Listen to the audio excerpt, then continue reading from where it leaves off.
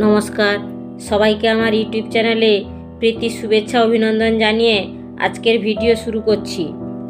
হোলিকা দহন কি? পুরাণ থেকে জানা যায় যে অসুররাজ হিরণ্যকশিপুরের পুত্র প্রহ্লাদ ছিলেন বিষ্ণুর ভক্ত। হিরণ্যকশিপুর তাই প্রহ্লাদকে সহ্য করতে পারতেন না। হিরণ্যকশিপুরের বোন ছিল হোলিকা। হোলিকার আগুনে না পড়ার ক্ষমতা ছিল বলে অসুররাজ তার ছেলে প্রহ্লাদকে মেরে ফেলার জন্য হোলিকাকে আদেশ দিয়েছিল। ফলস্বরূপ হোলিকা প্রহ্লাদকে কোলে নিয়ে আগুনের উপর অবস্থান করেছিল। এক অত্যাশ্চর্য ঘটনা সেই সময় ঘটেছিল। ভগবান বিষ্ণু তার ভক্ত প্রহ্লাদকে আগুন থেকে সেই সময় বাঁচালেন, আর তিনি হোলিকাকে আগুনে দহন করালেন, অর্থাৎ হোলিকা আগুনে পুড়ে ছাই হয়ে গেল। এভাবে ভগবানের কৃপায় শুভ শক্তির জয় আর অশুভ শক্তির পরাজয় হয়েছিল। ভগবান বিষ্ণু ও প্রহ্লাদের জয় হয়েছিল আর হোলিকার দহন হয়েছিল। তাই বিভিন্ন জায়গায় দোলের আগের দিন রাতে অগ্নিকুণ্ড জ্বালিয়ে আগুনকে পুজো করার রীতি রয়েছে, যা অশুভ শক্তির বিনাশ ঘটিয়ে শুভ শক্তির জয়োল্লাস উদযাপন। এটাই হলো হোলিকা দহনের কাহিনী, যা ফাল্গুনী পূর্ণিমার আগের দিন অনুষ্ঠিত হয়ে থাকে। দোল উৎসব ও হোলি সম্বন্ধে জানা অজানা কিছু কথা। দোলযাত্রা বা দোল উৎসব ও হোলি উৎসব পরপর দুদিন ধরে অনুষ্ঠিত হয়। দোলযাত্রা মূলত শ্রীকৃষ্ণের সঙ্গে রাধা ও গোপিনীদের নিয়ে রং ও আবির খেলার উৎসব। বসন্ত ঋতুতে এই উৎসব উদযাপন হয় বলে বসন্ত উৎসবও বলা হয়ে থাকে। শ্রীকৃষ্ণ ও রাধার রং খেলার মধ্য দিয়ে এক দিব্য প্রেমের অনুভূতি লাভের জন্য দোলযাত্রা অনুষ্ঠিত হয়।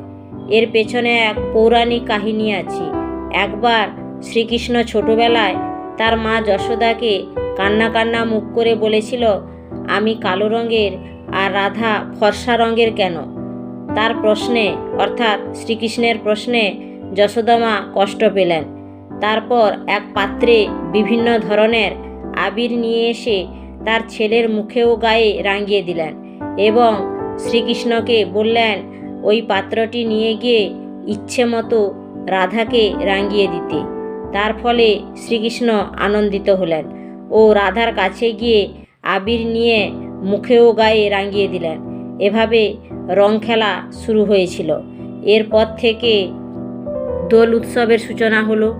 সনাতন ধর্মের মানুষেরা রাধাকৃষ্ণের যুগল মূর্তিতে আবির রাঙিয়ে পালকিতে কিংবা দোলনায় দোলাতে দোলাতে নাম সংকীর্তনের মাধ্যমে পথে পথে যাত্রা করত এবং নিজেদের মধ্যেও আবির খেলায় কেউ কেউ মেতে উঠত। এভাবে দোলযাত্রা উদযাপিত হয়ে আসছে প্রতি বছর ফাল্গুনী পূর্ণিমা তিথিতে। কোথাও কোথাও রং খেলার সঙ্গে সঙ্গে রাধাকৃষ্ণের পুজো করা হয় এবং মহোৎসব হয়, আর দোল উৎসব উপলক্ষে নাচ গান ইত্যাদি অনুষ্ঠিত হয়। দোলের পরের দিন হোলি হয়, অর্থাৎ হোলি খেলার অনুষ্ঠান হয়ে থাকে। মানুষে মানুষে ভেদাভেদ ভুলে গিয়ে এক মধুর মিলন খেলায় সবাই মেতে ওঠে। হোলি উৎসব ও দোল উৎসব হলো রঙের উৎসব। প্রত্যেক মানুষের গায়ের রঙ ও চেহারা আলাদা হলেও হোলির রঙে সবাইকে একই রকম দেখতে লাগে। তাই দোল ও হোলি দুই উৎসবে পুরনো গ্লানি ভুলে গিয়ে নতুন উদ্দীপনায় আবির ও রং লাগিয়ে পরস্পরের মধ্যে প্রীতি ও ভালোবাসার সম্পর্ক গড়ে ওঠে। ভারতীয় উপমহাদেশের বিভিন্ন হিন্দু ঐতিহ্যের মধ্যে দোল ও হোলি দুই উৎসব বিশেষভাবে গুরুত্বপূর্ণ ভূমিকা পালন করে প্রতি বছর। ভারতে উত্তরপ্রদেশে বৃন্দাবনে হোলি উৎসব সাড়ম্বরে পালিত হয়। পশ্চিমবঙ্গের বিভিন্ন জায়গায় দোল উৎসব পালিত হয়ে থাকে।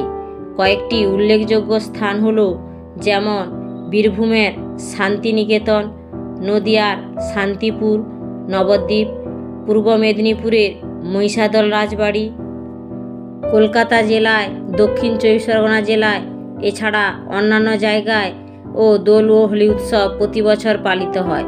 এই উৎসব হলো হিন্দুদের উৎসব, তাই সনাতন ধর্মাবলম্বীরা দোল ও হোলি উৎসব উদযাপন করে বলে পরপর 2 দিন বিভিন্ন প্রতিষ্ঠান ছুটি থাকে।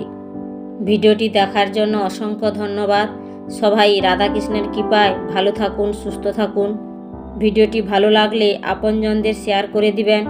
নতুন বন্ধুরা সাপোর্ট করার জন্য সাবস্ক্রাইব করে পাশে থাকবেন। কমেন্টে রাধে রাধে লিখতে ভুলবেন না। আজ এখানেই শেষ করলাম।